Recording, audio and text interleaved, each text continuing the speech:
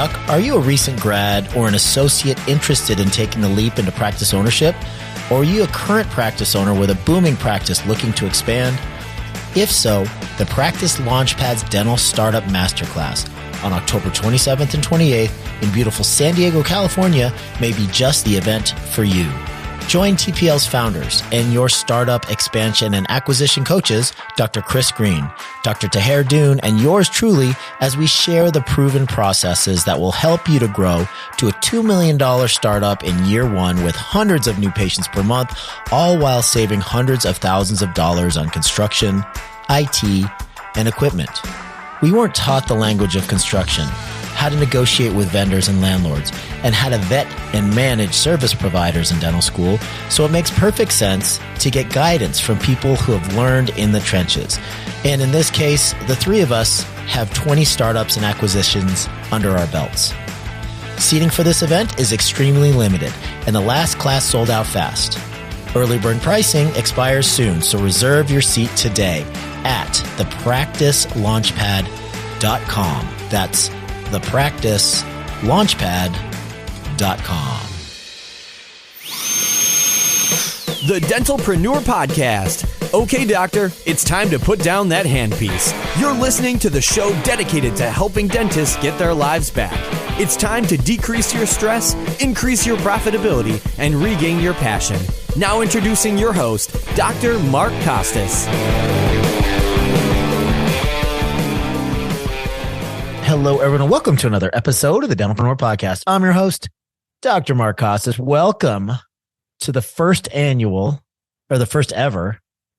Surgical Saturday with two of the most surgical studs in the dental universe, Dr. Dan Brisky and Dr. Taher Dune, the founders of the Colorado Surgical Institute. So if you guys are listening to this and you are a non-practicing dentist, which there are a good number of people that are still in dental school. Some people are listening because they are administrators or C-suite level people that like to hear about practice management and business. This probably isn't the episode for you because we're going to go and we're going to dork out about some clinical stuff for a bit. So I'm just giving you that kind of warning up front. And some people that are not clinically based love to listen to this sort of thing because they want to be more educated in dentistry in general. But this is a segment that we're going to do once a week on a Saturday or a Sunday. So it's an extra episode. And we're going to dork out about clinical stuff, particularly because these guys are such great surgeons. I want to talk today about the actual all-on-X procedure. The first part being treatment planning and potentially communication and discussing the different options with the patient that's sitting in your chair that qualifies for this type of procedure from a clinical standpoint. And that is the main focus that I wanted to talk about today. So, Dr. Brisky, Dr. Dune, how are we today? How are you guys doing? Doing really good, man. Doing really good. I'm going to put a teaser out there for all the practice owners and say I might talk about profitability every once in a while, and P&Ls and how to make money off these procedures. So you might want to tune in nonetheless. Who knows? Okay. Eliminate my disclaimer. We're going to talk about profitability of the clinical procedure. All right. Awesome. That was Dr. Dune. Dr. Brisky, how are you today, my friend? You guys are in two different locations. I can tell by your background. Yes. We're actually sitting right next to each other. No, we're not. No, I'm at my practice today. Dune's at his private practice today. Awesome. We both have done a new build out or startup within the past few months here. Yeah. So we're both very busy. Yeah. So you guys at one time were practicing together at the Greeley location. Dr. Brisky, congratulations. We talked about this last time I talked to you. You have a new beautiful facility. We actually had one of the CSI courses there, the wisdom tooth and single implant course at your facility, which was the first time I saw it. What a gorgeous facility and what a great job you did with the build out there.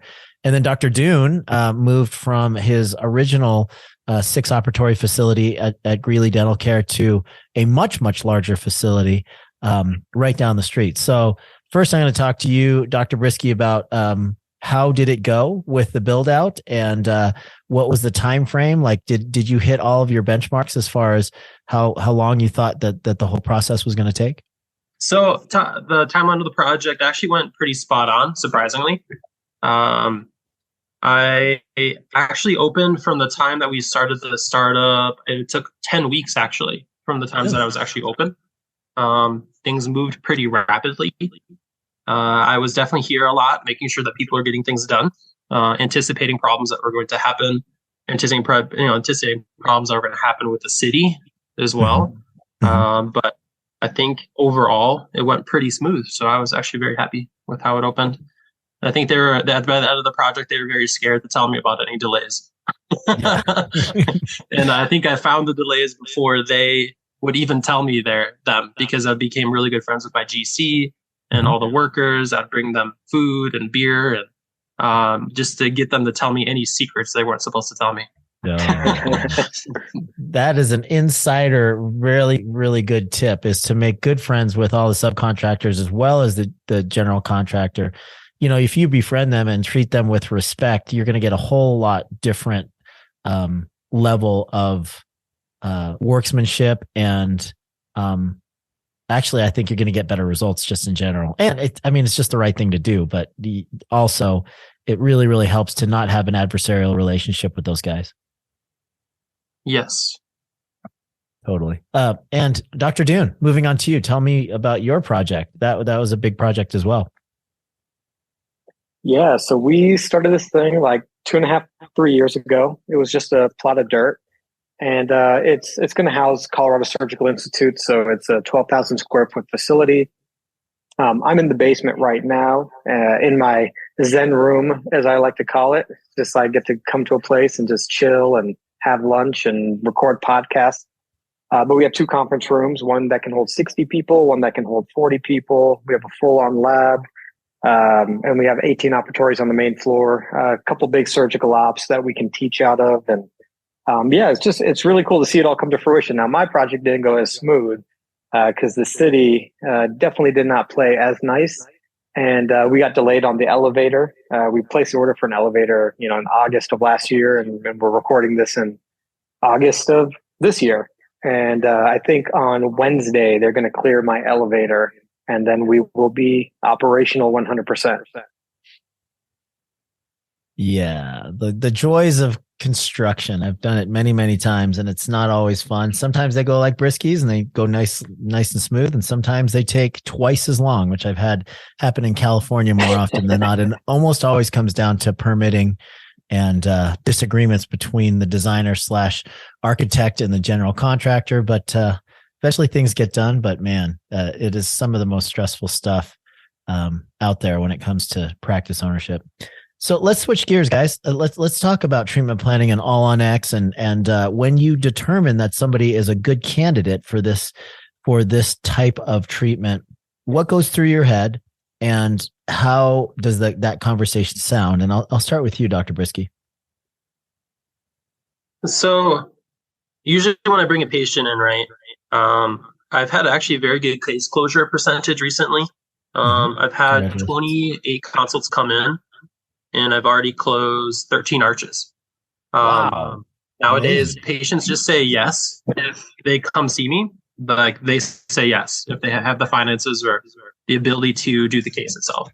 But I think that comes down to the decisiveness of knowing what the treatment plan, and talking with confidence that this is the right place, that hey, congrats, you found the right place. We do this all the time. And just talking very confidently. So the first thing I'll do with the patient is, right, we bring them through, take a CT, have my dental assistants, if they have teeth, I say more than 10 teeth, I'll have them take x-rays and intraoral photos. So if they have less than 10 teeth, I typically just have them take a CT. And then I'll go into my office for about 10 minutes. I'll just look through the x-ray real quick, and I'll see where the bone is, how many teeth are savable, how many are not. I come up with one option where it's to get, to just really do something to hold them over. I try to create in my head, and then I find something definitive, like an overdenture or all on X. Then I'll go into the room and actually treat it. Then I'll actually explain it to them start to finish. I do bring models with me. I have a model of a denture, a snap and denture, all on X, even as a GOMA model that I bring into the room with me, because a lot of patients are fear-based, right? So someone that you may not be able to convince into getting the surgery done, you have to let them know what's going to happen later down the road. So I'll use that as a tactic to kind of get them to close the case. So if they have a ton of bone loss and I'm worried about that distal implant of the all-on-4, the all-on-6, I show the patient, hey, your next step is going to be an implant that's the size of my finger and it's going into your cheekbone. They're like, no, I do not want that. I'm like, well, cool. This is your alternative. Yeah, that's great. Yeah, that's great. So does your marketing lead to pre-qualified patients? Like, are they coming into your office seeking this actual procedure, or are they just coming in saying, I need something done, and you're educating them? Or is it a mixture of both? It's been a mixture of both. I'd say more qualified than unqualified leads for sure. Really seeking or a second opinion on it. I really deep dived into getting my SEO up, even though I opened 3 months ago. So I've actually on the map pack for the entire area, which is good already. And I am ranking in like snap-in implants and all on 6 so far. So some of the people that are finding me are because they're looking for implants, so they've had a consult before. And those are the ideal patients, are the ones that have had a second opinion, because financially I'm a little bit less than most people and I've done way more than other people. So they will always say yes when they enter into the door. I'd say maybe 20% of them are really unqualified, where they don't even know that they need that done. I actually had 2 patients today. One who just was going around getting dentistry done, fillings break, crowns break over and over and over. She's only 32, but she needs a double arch. So she was shocked that we didn't just plan a random crown or root canal or extraction with her, that we actually took the time to break down the start to finish and give her all A to Z, all the options that she needs. Yeah. I think Dr. Brisky brings up a good point. It's like, if you see somebody with a bunch of root canals, a bunch of bridges, a bunch of just dentistry done, and you can like age it, like you're like carbon dating the work. You see that and you're just like, okay, do I want to represent root canals and crowns to this patient? Or do I see someone who's really made a good faith effort to try to save things and now they can't? And then, it's worth it to present them the all on X option. Because then at that point you get like some kind of finality for them and they're appreciative that they don't have to keep going through this over and over again. Yeah, for sure. You really have to simplify it for patients. So it would be very easy to overwhelm them with, 10 different options of what you really want to go for. So my mindset is going into the consultation is I've made up my mind what I think is the best option for this patient, disregarding money, right? So not monetarily speaking, what do I think could hold them over, or what do I think would be their ideal treatment plan? But then I go into their consult thinking that, right, I'm not going to propose something I don't firmly believe in. Like a lower denture that moves around. I'm not going to recommend that because I hate it and patients hate it, and the relationship's very important to me. So I'd rather give them 2 implants than I would fabricate a lower denture that they're going to be very unhappy with. So I try to simplify and try to figure out inside the patient's brain what they really, really want to do, ideally, if money wasn't an option, because it's very unfair to judge who walks through the door, right?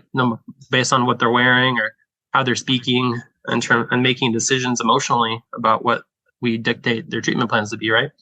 So I'll go into the consult room and just simplify it, and I pick their brain and figure out what I think they might actually be able to afford and what they aspire to have later down the road, and then we present after that. But I'm not presenting 10 to 12 different options. The purpose of the visit is just get in their brain, figure out what they actually want, and then present a very concise amount of options. Gotcha. Good stuff. So, Dr. Dune, I'm going to switch to you just for a little bit. Let's talk about the team and the process of actually the intake and prepping these patients for a full treatment plan and case presentation. So what does that look like as far as when the team gets them in, and just like Dr. Brisky said, they get the images, they do kind of the workup as far as identifying if they're a fearful patient, what their expectations are, all the way to like, okay, closing the door, working on your actual treatment plan, and then going and having the discussion with the patient. What does that look like, Dr. Dune? Yeah. I like to approach things in teams of, or in terms of three. So I'll present three options to the patient. So I'll take basically a piece of paper and imagine like you fold it into a trifold and you got three columns. Mm-hmm. And now we have this pre-populated out where it'll have full arch option, overdenture option, the denture option. And then the second page that does the same thing that breaks out restoratively what they can do. So if they have the option to save teeth, I treat them like a restorative patient. Hey, here's your SRP, here's your fillings, here's your crowns, et cetera, et cetera. And then if you choose for some kind of reconstruction, page number 2 is your reconstructive options. Then I go into the consult room. I have the models like Dr. Brisky has, and I'll actually put the implants onto the CT scan in real time with them. I think that goes a long way to building authority with the patient, is showing them like how quickly you can plan all this out. And then I show them where all the implants can go and, show them the models. And I show them a bunch of before and after pictures.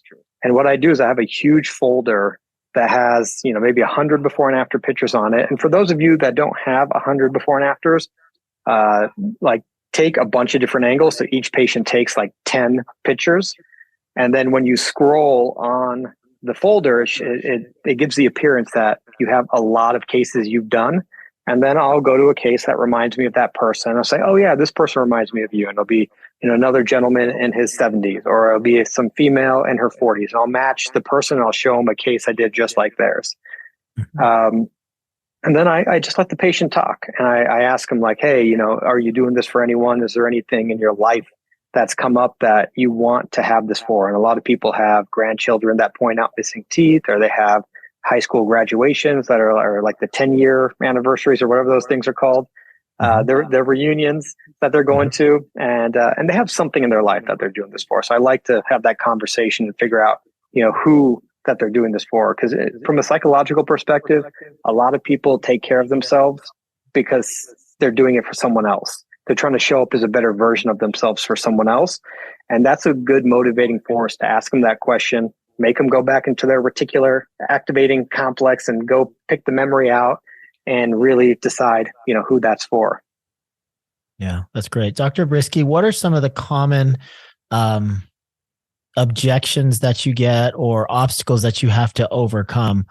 I'm sure money is maybe one of the biggest ones. Maybe it's fear, but what have you found, and what's some of the verbiage or some of the methods that you use to overcome some of these objections?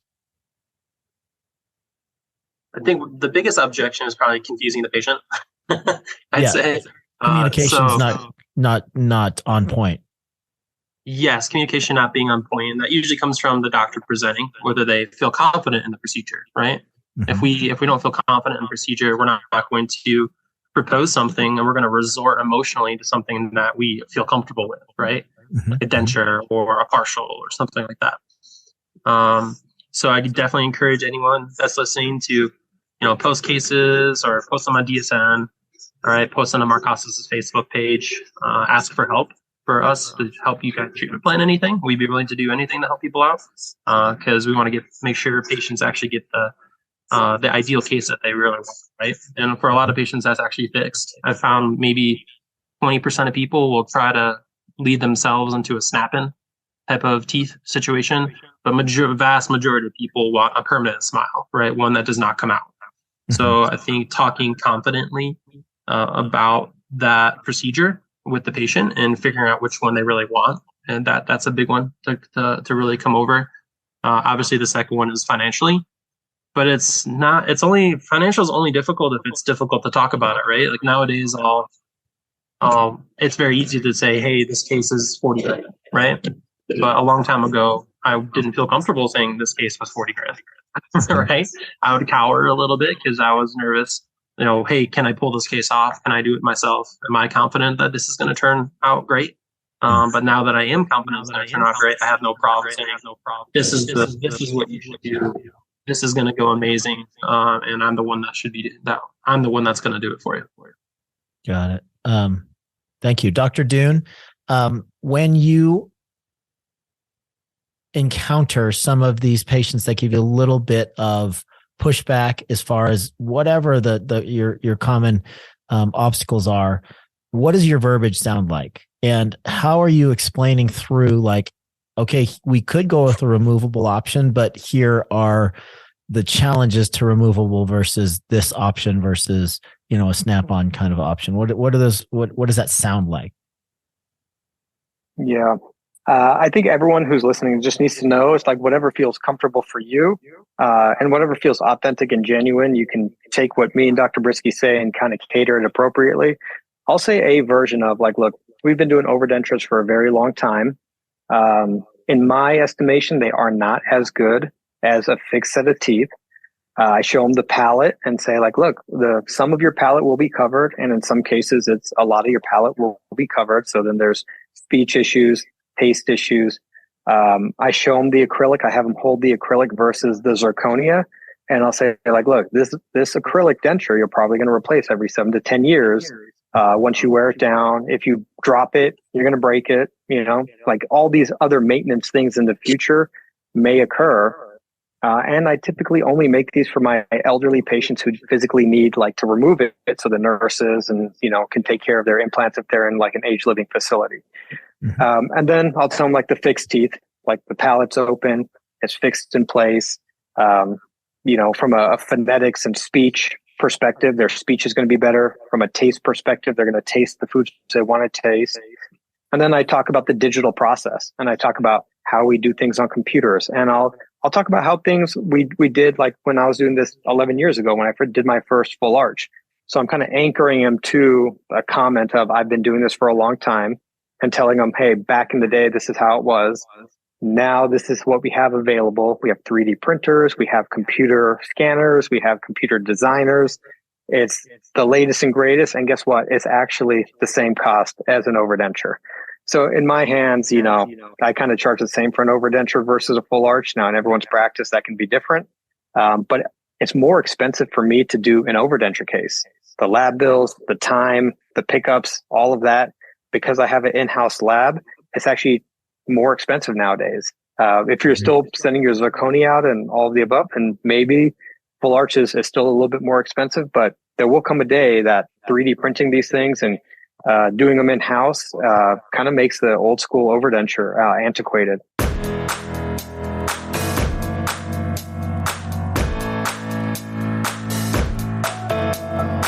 Ever dream about running a black belt level dental practice?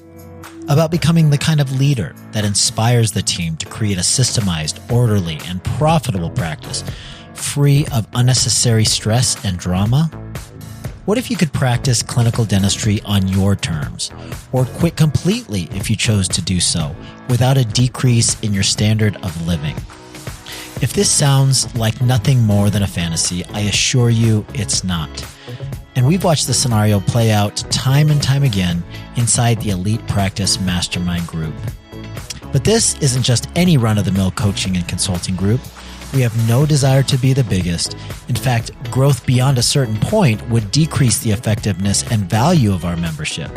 So we only work with dentists that possess an abundance mindset and share similar values, are humble and coachable, and take 100% ownership for the results that they're getting in their personal and professional lives.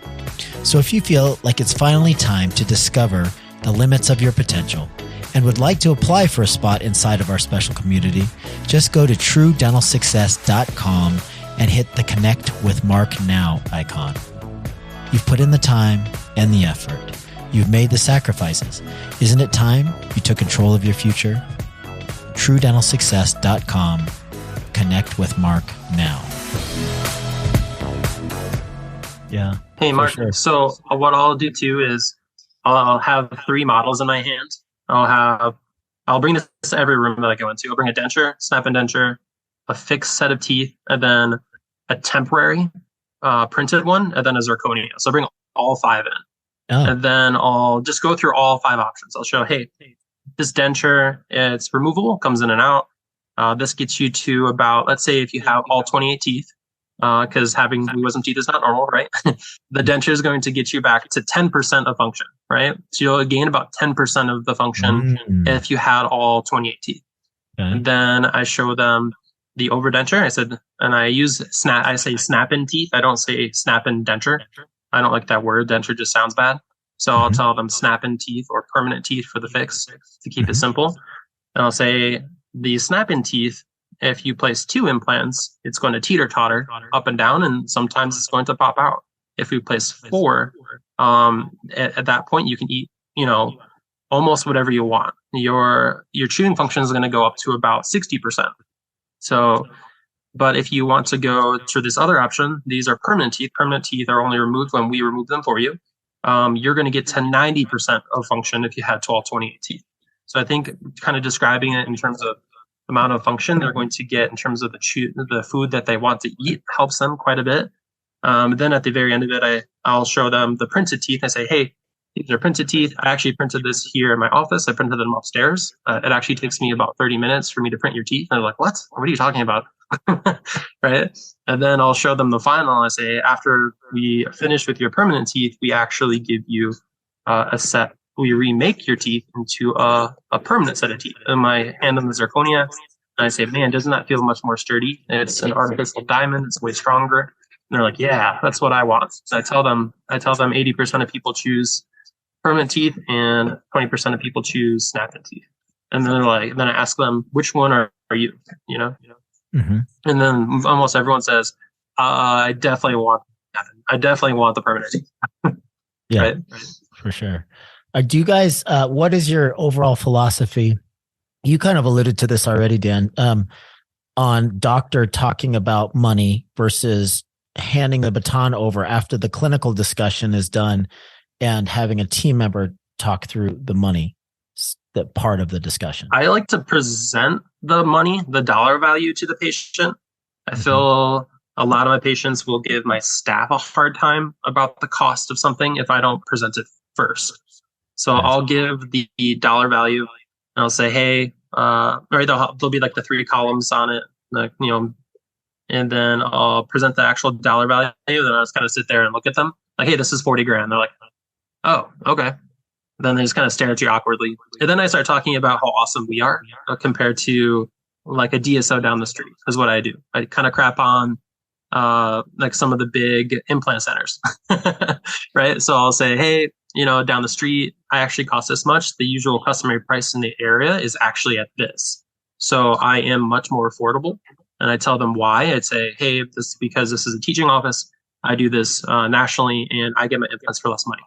So I am more affordable than anyone around the area. And then sometimes I use that as a challenge, because if they do go out, they'll come back and they'll say, yeah, you're right.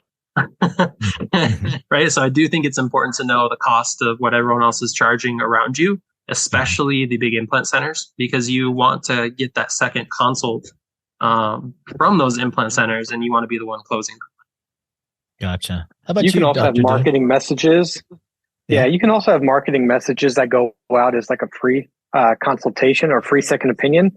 And then from a consultation perspective, sorry, Mark, can you repeat the question for me? Yeah, I was just asking like your overall philosophy of doctor talking about the specifics of the money part versus a team.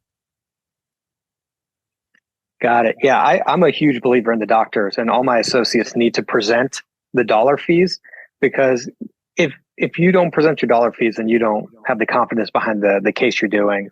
And so I do it in 3 things. So imagine, again, we got that tri-folded paper I talked about earlier. I have 3 numbers at the bottom. The first number at the top is going to be your UCR or your full cash fee.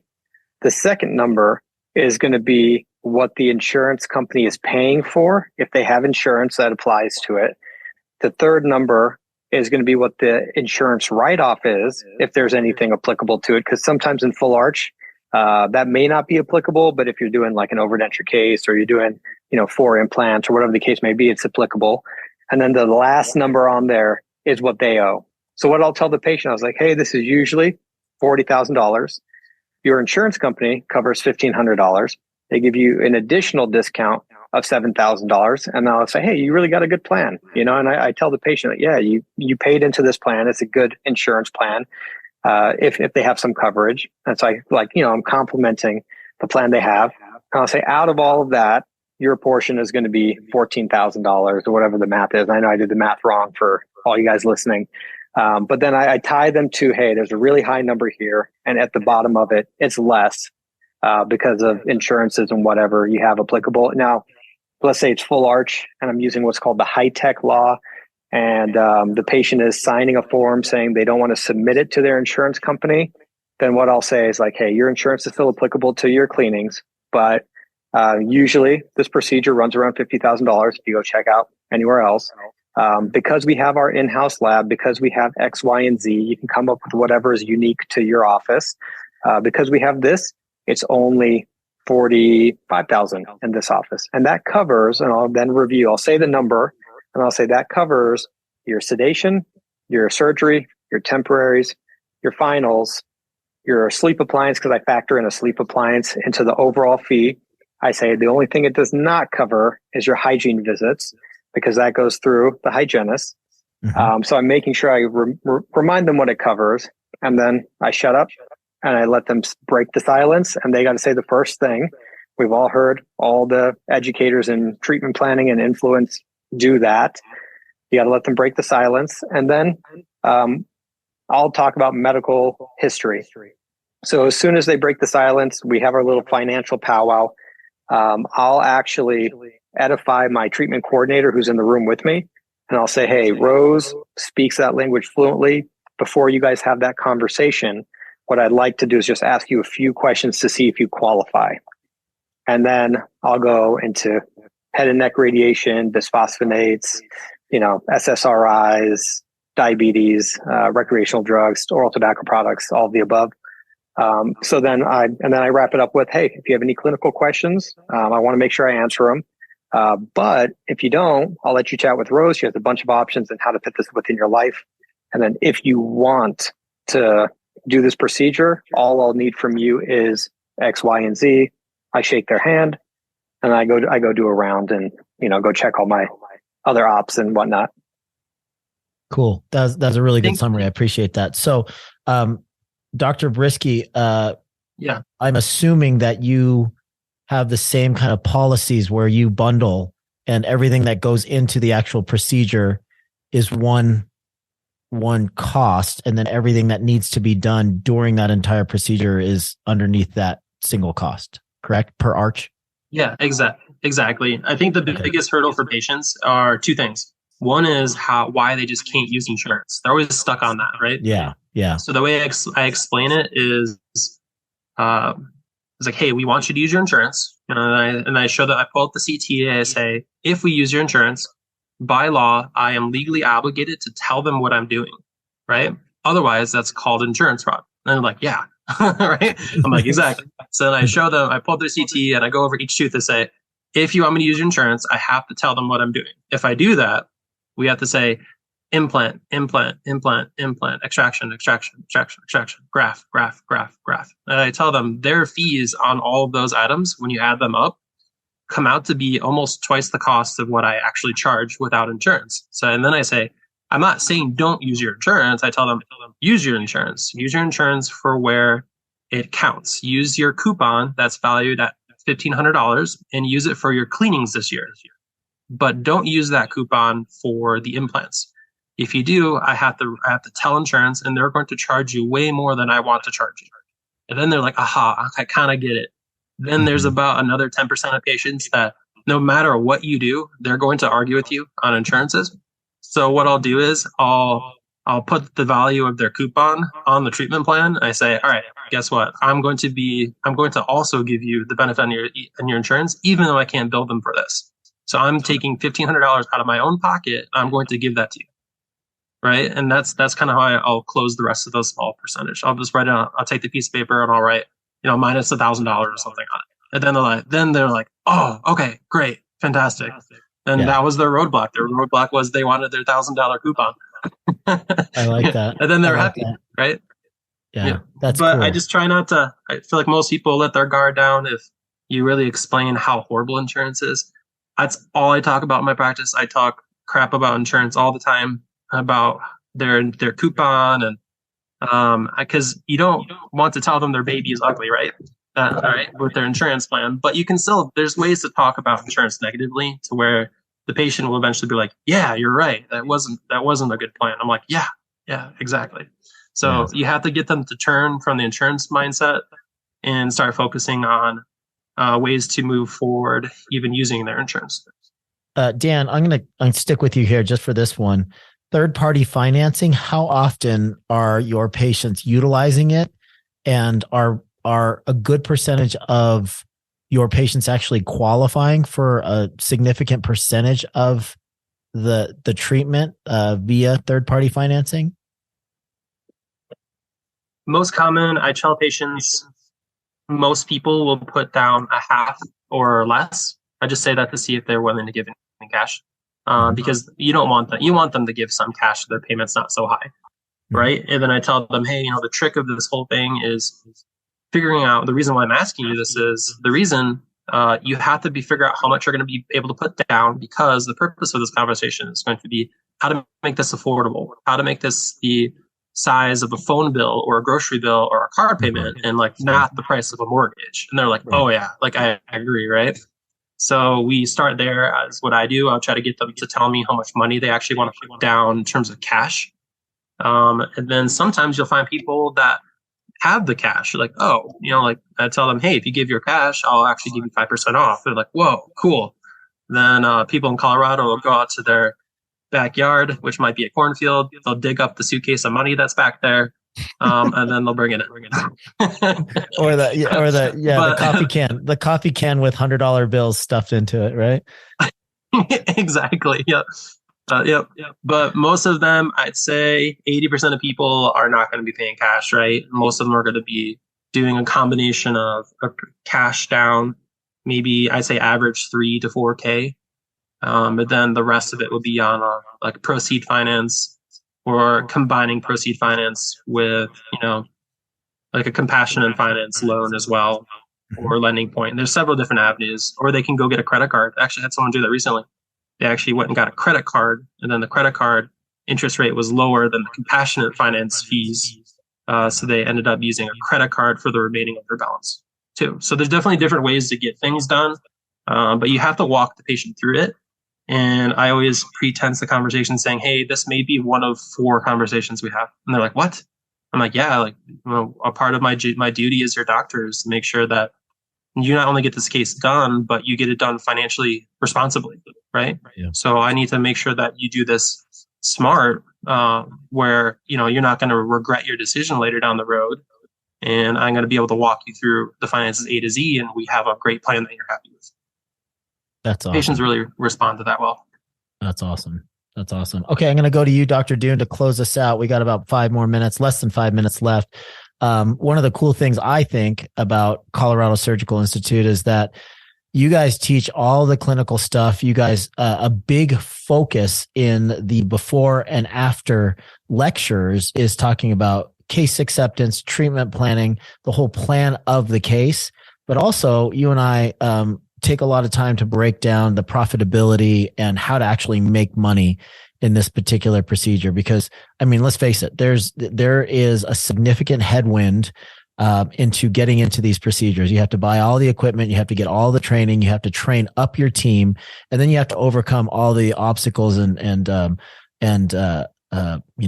particular challenges of presenting $25,000 to $50,000 treatment plans.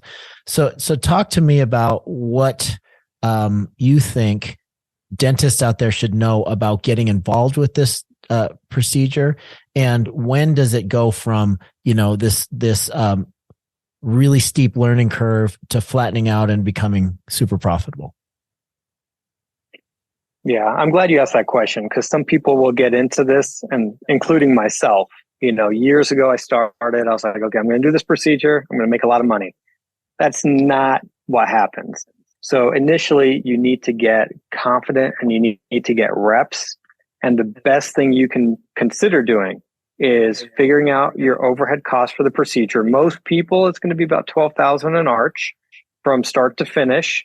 in the very beginning, because you take a long time doing the case, doing your post-ops, paying your payroll, so on and so forth. Eventually, you'll get to the point where your overhead per arch is about $6,000 per arch. And I think that's like a pretty stable place that a lot of people who are doing it, 4 times a month, I think is a good time to see. If you're doing 4 arches a month, your momentum will build up. But up and until you get to 4 arches a month, you're going to build your reps, and you have to be okay having it be the cost of knowledge. And so one of the things we do at Colorado Surgical is we're going to do a lot of different education. We're not just going to teach you how to do the procedure surgically. We're going to have an option for you to bring in a treatment coordinator to learn how to lock down more cases and how to market for more cases so you can attract more patients.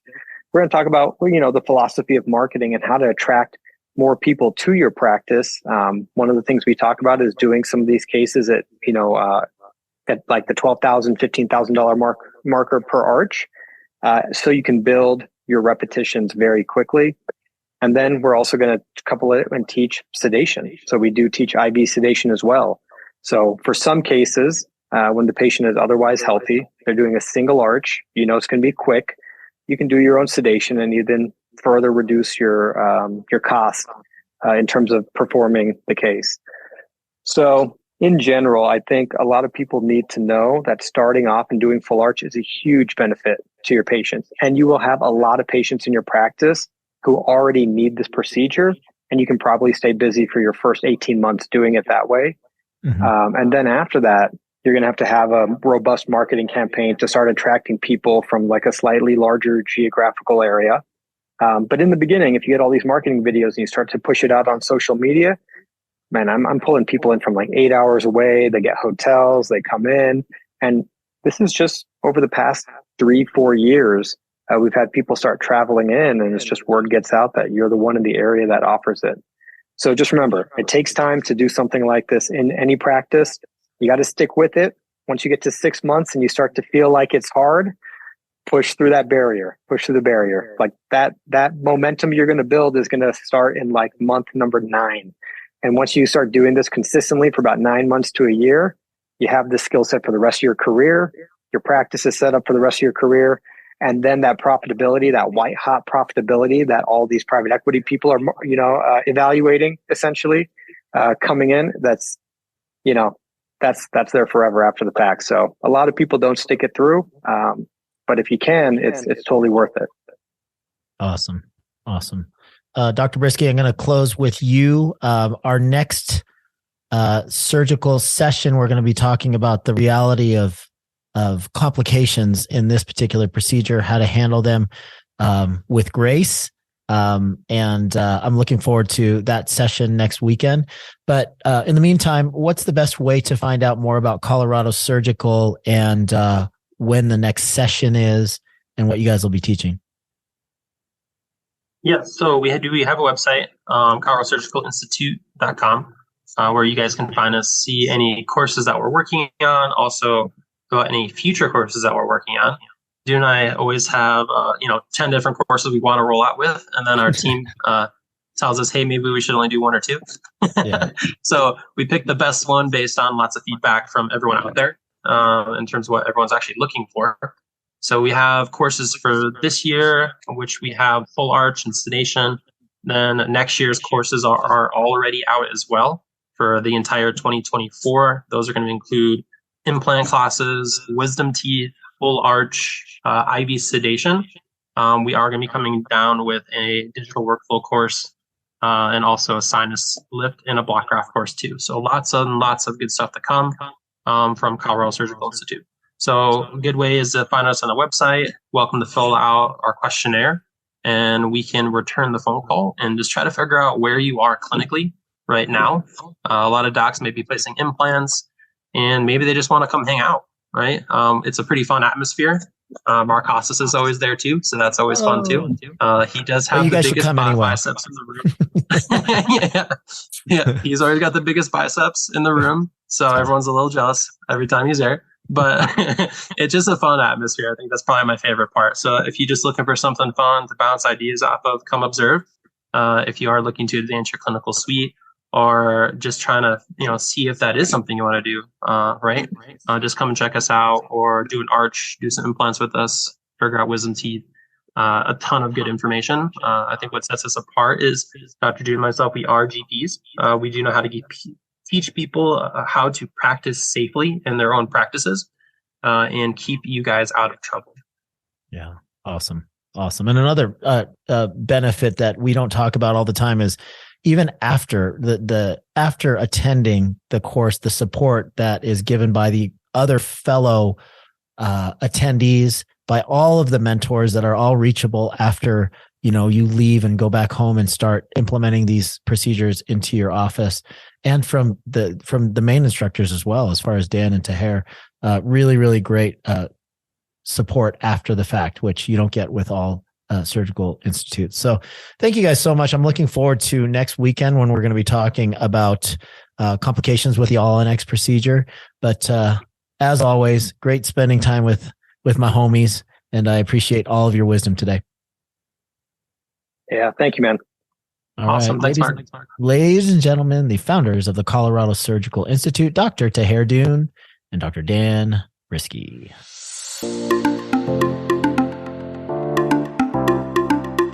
This episode is being brought to you by our great friends over at Clear.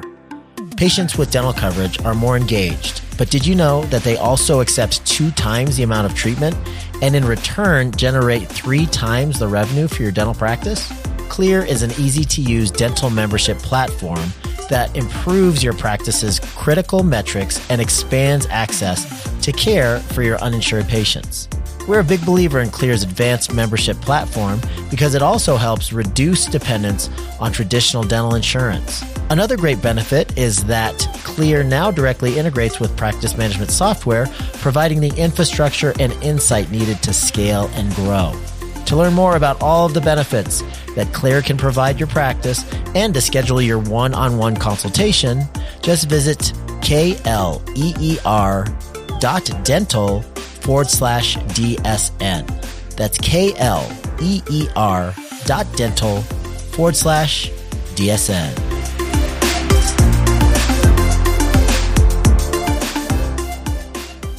And that wraps it up for another episode of the Dentalpreneur Podcast. Look forward to reconnecting on the next episode. Thank you so much for joining us today on the Dentalpreneur Podcast. Check out TrueDentalSuccess.com for full recaps of every show, a schedule of our live events, free video tutorials, and a whole host of practice building resources.